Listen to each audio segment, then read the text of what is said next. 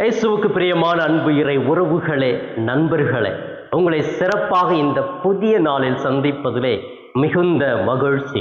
இன்று நம்முடைய தாயாம் திரு அவையானது புனித கிளாரா கன்னியினுடைய நினைவை கொண்டாடுகிறது. அன்புக்குரியவர்களே, இன்று சிறப்பாக இந்த ஆகஸ்ட் 11ஆம் தேதி என்றாலே பிரான்சிஸ்கன் துறவியல் அனைவருக்குமே ஒரு பெரிய விழா தான். ஏனென்றால் புனித அசிசி பிரான்சிஸ் தொடங்கிய இந்த கிளாரா அம்மா சபையானது பிரான்சிஸ்கன் வாழ்விலே 2ஆம் சபையாக தொடங்கினார்.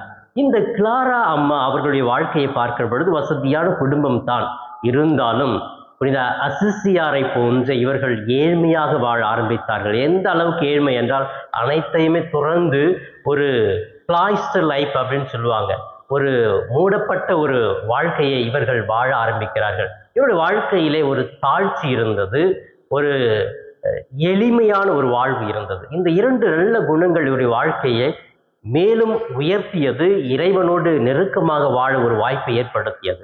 அன்புக்குரியவர்களே, இந்த கிளாரா அம்மா அவர்களுடைய சபையானது இன்று பல இடங்களில் இருக்கிறது. அவர்கள் வெளி உலகத்தை நாட மாட்டார்கள், உள்ளுக்குள்ளே இருந்து நற்கருணை ஆண்டவரை எப்பொழுதுமே அவர்கள் ஆராதித்து கொண்டே இருப்பார்கள், உலகத்திற்காக ஜெபித்து கொண்டே இருப்பார்கள். உலக காரியங்கள் மீது அக்கறை இல்லாமல் கடவுளுக்காகவே தங்களுடைய வாழ்க்கையை கொடுத்து உலகத்திற்காக மன்றாடுபவர்களாக மாறிவிட்டார்கள். இதைத்தான் அவருடைய வாழ்க்கையில் நம்ம பார்க்கிறோம். கிளாரா அம்மா எப்பொழுதுமே நற்கருணை ஆண்டவர் மீது தாகத்தோடு அவரை ஆராதித்து கொண்டிருந்தார்கள். அதை இன்றும் பின்பற்றுகிறார்கள். இன்னும் அவருடைய வாழ்க்கையை நாம் பார்ப்பது நீதியோடு, நேர்மையோடு, உண்மையோடு இருக்க வேண்டும் என்ற ஒரு வாஞ்சை இந்த கிளாரா அம்மாவுக்கு இருக்கிறது. இப்படி நல்ல பண்புகளை நாம் புனித கிளாரா அம்மாவினிடத்திலிருந்து கற்றுக்கொள்ளுகிறோம்.